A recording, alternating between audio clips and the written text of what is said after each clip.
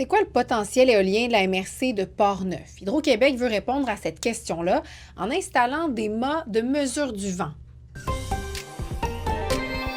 La Société d'État prévoit en installer 4 ou 5 cet automne pour évaluer le potentiel de chaque secteur.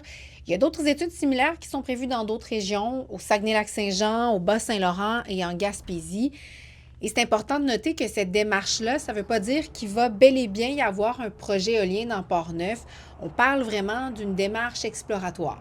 Il faut savoir que c'est une démarche vraiment qui est non engageante, là, qui ne présume pas d'un projet éolien. Puis avec les besoins en électricité là, qui augmentent et qui vont continuer d'augmenter au Québec, l'éolien est appelé à jouer un rôle clé pour répondre à nos besoins futurs. Le ministère des Transports va faire des travaux de 640 millions sur 2 ans dans la région de Chaudière-Appalaches et ça représente 87 projets d'infrastructures routières, ferroviaires et aéroportuaires.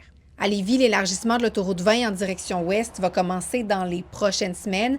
Il y a la chaussée de l'autoroute entre Lévis et Saint-Apollinaire qui sera aussi refaite en béton en direction ouest. Puis il y a la réfection du chemin de fer entre Vallée-Jonction et Thetford Mines qui fait aussi partie des investissements.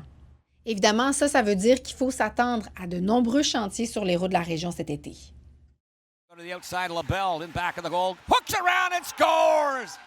Et on termine en parlant de hockey, parce que les Remparts de Québec accèdent au deuxième tour des séries éliminatoires de la Ligue de hockey junior maritime Québec. Hier, c'était le 7e match de la série contre les Highlanders de Charlottetown. Les Remparts l'ont emporté par la marque de 1-0.